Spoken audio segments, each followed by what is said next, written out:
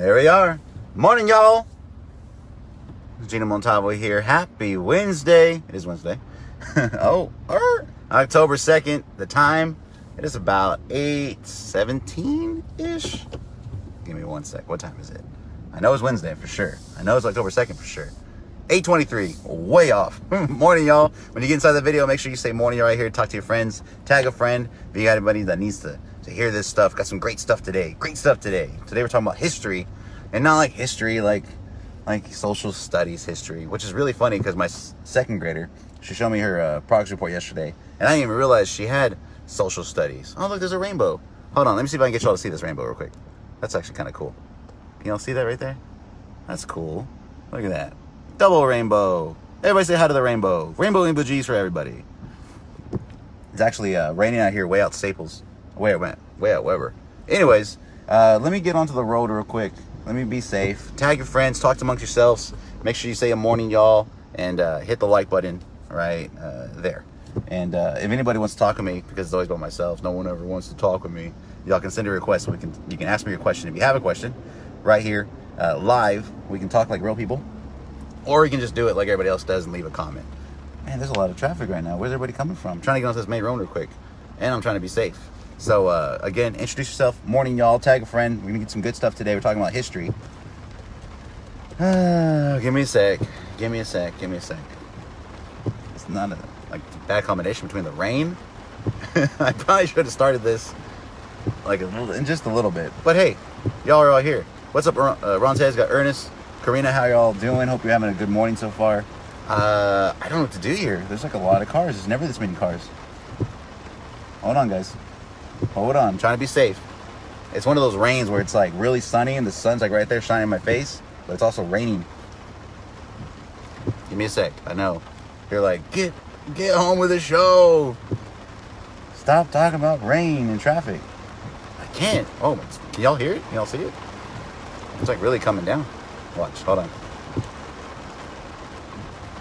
See? Hold on. Okay. It's going to be clear in just a second. I feel it. Hold on. Stay with me, guys. Stay with me. Y'all are my OGs. Y'all been here since the start. I appreciate y'all. Here we go, guys. All right. Nice and clear. Oh, okay. That's been going nervous. I didn't know what to do in that situation. All right. So I just left my kid's school. Sorry I'm a little later than normal. I was a mystery reader today. What's a mystery reader? Basically, I go to the library and read for the kids. Read a nice little Halloween book. And those are always fun because one, it's fun to see my kids during the school, them talk with their friends, and two, it's fun because I'm pretty theatric when it comes to stuff, and it's kind of fun to you read them a story that just a boring story, but it's kind of fun. Anyways, good morning, y'all. Morning, everybody. I'm Gino Montalvo here in Corpus Christi, Texas, and today we're gonna talk about a couple of good things. Why do we do these live Q&As? One, I want to answer everybody's question. Everybody. If you're in here right now and you have a question about real estate, ask me. No matter what it is, no matter what you think it is, no matter if you think, oh, he probably gets that all the time, I don't want to ask him. That's why I want you to ask me, is because so many people have the same questions as you. Trust me, I was talking about this yesterday. Everybody's got the same questions. Everybody's got the same problems. Everybody's been through the same stuff. If you're looking to buy a home or sell a home, if you're looking to fix your credit, if you're looking to just save money, everybody's been in your shoes. Don't worry. So today's a really good one.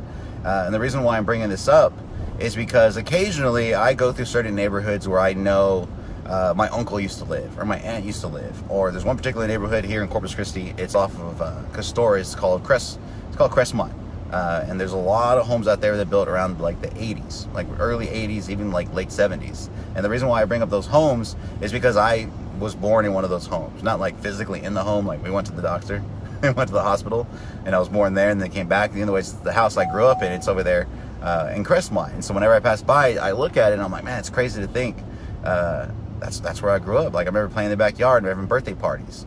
And another thing that's crazy to think is that at the time when that house was built and when my parents were living there, it was the furthest south side people were really going. And if you're from Corpus, you understand exactly what I mean. People didn't live all the way out Weber. People didn't live all the way out Staples. And if they did, it was just a farmer. It was legit a farmer. People didn't live in the Lakes or Kings Crossing. People didn't live in all these newer neighborhoods that are past Saratoga. And so the reason why history is so important with real estate is because it really gives you an idea of why things are the way they are. I'm a really big history geek when it comes to like modern times and just like history of why we are where we are. Why do we have what we have? And so for me, especially with real estate, it's really cool to see how the city has grown from what used to be like a port city. And what I mean by that is like everyone was by the water, because back when people started populating the city, it's like, hey, we need to be by the water where it's safe. Don't venture too far out. And as time went on and people started growing and population started increasing, more people started coming here, we started pushing out further south. If you've seen a map of Corpus Christi, just picture like going south, going towards Kingsville, essentially. That's the way you got to see it. That's out towards Saratoga. That's out towards Holly. Because at one point, past Saratoga wasn't anything. Saratoga was all fields. And now it's Chick-fil-A's and H-E-B's and Walmart's and Kohl's shopping centers and all this different stuff. There's this really cool picture. Ernest, I'll get to that.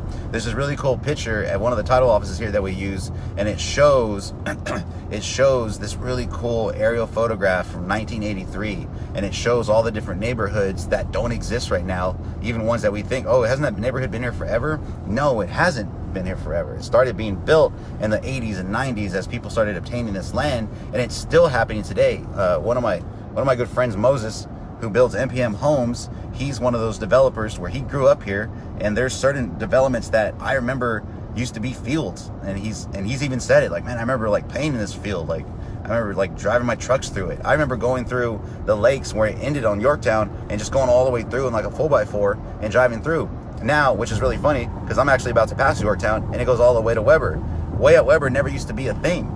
It was like Way Out Weber was like the Apollo streets and all their like industrial companies that were right there. There wasn't really anything more than that. So the point I'm trying to get at is, if you understand how the city is growing, if you understand how the city has grown, you can understand real estate and why prices are the way they are. Simply put, and this is in all places, there's only so much land. Bottom line, there's only so much land to build on, because everything else is either owned by someone that doesn't want to build on it, they have crops, or they have other ideas for the land. So with homes, people ask, why are the homes getting so much more expensive? The reason why they're getting so much more expensive is because developers and builders are having to pay more for the land. Thus, it raises the cost to make money. It's like, hey, well, you know what? Last year I bought this land for this price. Well, now I'm buying this land for this price, so I can't charge, whoa, that was stupid. I can't charge the same thing that I did last year. That makes sense? Real estate is one of those things like stocks, is the way I tell people. It says, thanks for referral, spoke to Greg yesterday. Ramiro, awesome, bro. I'll get back to that. So real estate is one of those things that people are like, why is real estate so expensive? It's not expensive. You're just getting in right now when you think it's cheap. I have one particular client that this is a really funny to think about. I've known him forever, and like 2 years ago, maybe longer, 2 or 3 years ago, he asked me, hey, bro, I'm thinking about selling my house and I want to move out to London. What's the starting price out there? And at the time, I was like, man, around 300,000 is what the starting prices are at for the neighborhoods out here to get like half an acre. That's kind of where they're at right now, and they're going up. He's like, damn. And about 2 months ago, he texted me again. Hey, how's it going? Blah, blah. Just kind of catching up. He's like, hey, man, I'm thinking about, I think now I'm ready to sell my house, move out to London. What are the starting prices at? And I told him, I was like, man, the starting prices are about like 450 and up now. He's like, 450? And I wasn't trying to be an asshole. I just was reminding him. I sent him a screenshot because I scrolled up in our text. People thought like I saved it, but I scrolled up in our text and I said, look, and I screenshot it where I told him 2 years ago. Everyone I told you was starting at 300, and he did like the little emoji facepalm, like, ugh. So the point of what I'm trying to say is, and I think you're ready to get it, if there's real estate that you want, don't wait to buy. The old saying is, don't wait to buy real estate, buy real estate and wait, is the old expression. And it's simply put because that's just the way the world has always been. That's just it. If you live in Corpus Christi and you want to stay here, and you have plans to stay here for many years to come or raise a family, there's no reason why you should be paying and spending and wasting your money on rent, when over time you're going to spend triple or quadruple what you would pay if you were to actually own a home and actually build equity and actually have some history here where you can sell it or leave it off to somebody else. So the second question I have up here is, how long have you been in CC? I've been in CC since 1982. I was born here. I moved away when I was in 7th grade or 6th grade. Came back junior year of high school, kind of like senior year, right towards the end. So I really associate myself with being from here. I don't really count all that because I was just a kid. I wasn't like putting any roots down or working over there in San Antonio, but I did live there for a little bit. So I'm from Corpus, so I get it. I have no intentions, to move anytime soon. If anything, maybe in the way future when I want to retire, go back to San Antonio, go to the hill country. But the point I'm trying to get at with that is that if you don't have any intentions to leave, if you have no intentions to move out of the city, then there's no reason why you shouldn't be thinking about owning a piece of property that you can either, one, live in, rent it, investment properties, make money off of, just, commercial opportunities. There's so many different types of things that you can get your hands on to where you own a piece of the city. Essentially what it is. That is your everyday right to do that. It's what we came to this city for. Think about it that way. People came to this country and started staking their claim, right? That's just history. You look over the last couple hundred years, people came here, put a flag in it, and were like, yeah, I'm going to establish right here. I'm going to establish over here. I'm going to go over here. And there's all these different neighborhoods. There's Cal Allen, Flower Bluff, Port A, Ingleside, Ranges Pass, Rockport, all these little towns that people have established roots in where, hey, I really like this area. This is where I want to be. Pick yours, man. Pick yours, gal. Wherever you want to be. It's like, I have people all the time. I ask them whenever they're looking to buy a house. This is the first thing I ask them because I think everybody has a general idea. I was like, where do you want to live? Not what kind of house, not what does it look like. Where do you want to live? Do you want to live in Corpus? Do you want to live on the south side? Do you like by the water? Do you like Flower Bluff? Do you like being by the island? Don't forget the island. Do you like being by the beach? Where do you want to be? We'll start there and then we'll find a house there. That's the way it works when you're looking for real estate. It's very rare, at least in my case, that I get anybody that's like, I don't know where I want to live. And then they'll look like in Portland or Flower Bluff or Corpus or Cal Allen and all the different areas. It's very rare that happens. The only time that happens is sometimes when we have people that maybe work out of town. It's like, it really doesn't matter where I live because I'll be coming back. But most people that don't do that want to live in a certain area where they're going to have like a really nice neighborhood and by schools that they want to live by. And that way they can say, yeah, this is where I live. This is where I want to be. So if you have questions about real estate, if you have questions at all, you can let me know. I'm going to go back up real quick. Morning, y'all. What's up, JD? Let's see. Did we get you that page 9 yesterday, JD? Sorry about that, man. I'm not sure what happened. The printer must have ate it. Let's see. What's up, Jennifer? Ramiro, real quick, just to comment on what he just said. He said, thanks for the referral. Spoke to Gray yesterday. We were talking about credit yesterday, or a couple days ago, why it's so important. And I got them connected, and that way they can start figuring things out. Ernest says, why is it like pulling teeth to get accurate credit score? Credit Karma was off by 40 points last time a bank read my credit. Ernest, the reason why is because it's a very complicated process when the whole algorithm to figure out your credit score is complicated. So these companies that are free, that give you an estimate, don't really have the formula exactly. They might have an idea of it, but not exactly. So when you look on Credit Karma, you look at these other companies, they're kind of going, yeah, it's about here based off of your consumer reports. It's about here. But when you actually pull it, like with a bank, they're the ones that ultimately determine it. It runs through the system and goes, and says, yep, here's your credit score. And that's your real one. That is why it's like pulling teeth to get an accurate credit score. That is why if you are one of those people that says, oh, well, I don't want to pull it, or I don't want to do that until I really know, you got to get help. And the online stuff is a great guideline, but you need more help than that. Morning, y'all. Okay. So I'm about to get Starbucks for the wifey. If anybody else has any other questions, I can send you a digital gift card right now after this. Whoever asks the next question, I will send you a digital gift card to Starbucks. It's as simple as you ask the real estate question, I answer it, and then after we're done, you send me your email, and I will send you a digital gift card from my app. It's that easy. And if anybody else wants to come on, let's see who can come on. Alice can come on, Christine come on, and that's it. If anybody would like to come on, hold on. Live visitor request you. I'm gonna turn that on. Okay, cool. You can request me now. Ernest, let's see. Rontes says, what is the best way to keep your house up to date and keep it marketable when you plan on selling it after several years to see what people like? So that's a good question. And what I would focus on first before I focus on trends, before you think about styles and what's going to be in style in a couple of years, focus on the big things. And what I mean by the big things is the systems. Make sure your foundation is always good. Make sure your plumbing is always good. Make sure your electrical is up to date with the new codes. Make sure the roof has some good life on it. So, for example, if you have a totally updated kitchen, and a totally updated bathrooms, when it comes time to sell it, if your roof is 25 years old, guess what? You're going to be replacing the roof. So I would focus on all the big things first. The AC is another real big one too. Focus on all those things first. You got AC, roof, plumbing, electrical, and foundation. Those are the big five.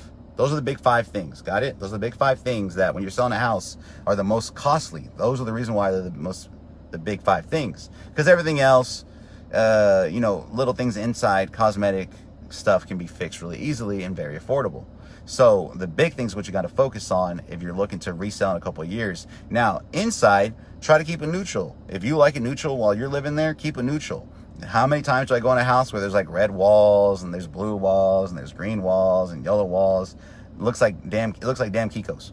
And there's nothing wrong with that. If you like those colors, great. But when you're looking to sell, you're going to want to make sure that it's going to look natural. It's going to look, neutral. That way, whoever's going in there, no matter what their styles are, it'll work for them. It's a good question. Good question. Ernest says, got it. Christine says, what is the difference between pending and contingent? Good question. That's a really good question. So sadly, this happens quite a bit. We get someone that's approved for a home loan and they're just so excited, and they should be. It's a big deal. It's a big accomplishment to just get to that point where you're like, hey, I'm approved. I did everything I was supposed to right. Now I'm approved for a home loan. And they start looking online. And when they start looking online, they start seeing different stuff like on realtor.com or Zillow.com, etc. So when you're looking there, there's going to be different statuses, you can call it, of the different listings. So what you want to look for if you're looking to buy a new home is active. Active means it's active on the market, ready to go, and you can buy it. So here's the phases of that. So it's active. And then it goes option or contingent is what they call it. It just depends on what site you're on. That means it just went under contract. It just went under contract, and the buyers who have a contract on that property are doing inspections. So the reason why it's an option or contingent is because it's still not all the way through. It's not sold yet. It's not pending. They're doing inspections. So during that time, for a buyer, it's up to them to do everything they want as far as inspections are concerned. And if everything goes the way it's supposed to, and maybe they renegotiate some stuff and it still goes good, then it goes on to pending status. Pending status, if you want to think about it this way, there's 4 quarters in a transaction. There's active, your option period, your pending status, and then your closing. So right around here is when the appraisal happens and you're pending to closing status. So after the option period is the pending. If you see something in option or pending, it means it has a contract on it. Now, keep in mind, if it's in option, it doesn't mean that it won't come back on. The odds of it coming back on, I'd say about, just depending on where it's at and depending on the house, it could be anywhere between 20 to 30% is your chances. So if you see something in option periods, it's very possible it could come back on, but depending on the market, depending on what area of town you are and what price range, it's very possible it's going to go through. So you want to look for active. Last question, then I got to go. Is it best to have a home built or buy a home that's already built and move in ready? So totally your call. That's asking the question, what's better, previously occupied or brand new? Now, in your head, you might think, okay, well, if it's like a car and I buy a brand new car, they always say when I drive it off the lot, it loses value. Yes, that's true, because a car is what they like to call a depreciating asset. Sorry, I knew that word was going to throw me off. A depreciating asset. And what that means is that cars, unless they're super rare, don't go up in value. They go down immediately. It's just the way it is. Why? Because they can pop you out another car out of the factory. You know what they can't pop out of the factory? A house. Unless it's manufactured and you bought it off Amazon. But most houses, like we were talking about earlier with the land, there's only so much land. So, hey, these are the houses that are available, and there's where they are. So there's nothing wrong with getting a previously occupied house. If anything, it could be something ready to move in. Maybe people, you don't have 5 to 7 months to wait for a new build. Maybe you can't afford a new build the size you want. And what I mean by that is some of the newer homes might be at a lower square footage of what you're looking for compared to something that's already built that's bigger in square footage. It might be around the same price. So depending on what you're looking for, Ramiro, it would just determine what's better off for you. What I would say is start with how many bedrooms do you need? How many baths do you need? What area you're looking for? Okay, cool. What price range you want to be in? Well, here's the houses in that price range that meet your criteria, and here's the prices. And then here's all the new stuff that meet your criteria, and there's the prices too. A lot of the times people might think, oh yeah, well, I'm not really going to get everything I'm looking for as much as I'm looking for on the new end unless I go a little higher in price. I'll stick with the previously occupied. And there's nothing wrong with that. And it might already be exactly the way you want. Trust me, I've known plenty of couples or people that go through the building process and pull their hair out because they're like, oh, there's too much pressure. I got to pick out what kitchen sink I want. It's like, yeah, that's part of building a house. So buyer's guide, seller's guide are going to be inside the comments along with my phone number and email. If you ever need anything, don't hesitate to call or text. And I'm not just saying that because I say it every single day. I'm saying it because when I end these videos, someone always calls and goes, hey, saw your video, you told me to call. Yep, that's exactly what I'm telling you. Or text. If you're not a talker, or maybe you're nervous, or maybe you're at work, text me. I'm going to text you right back. It's like text now, 361-774-1538. I'm not afraid. People go, you just put your phone number out there like all the time? All the time. It's not hard to find my phone number. You can Google me and my number will pop up 1,000,000 times. You can look at all my posts and my number is out there. Don't worry. I don't get stalkers. Not like when I used to be on the radio. So if you need anything, let me know. Text me. Call me. Good morning, Audie. If you need anything else, buyer's guide and seller's guide, you can download them to your phone. I am late. I was actually late. If y'all need anything else, y'all have a great day. Happy Wednesday. The weather looks nice outside. And hopefully a cold front supposedly is coming soon. Tiny cool front. Not a cold front. Cool front. Coming soon. Bye, guys.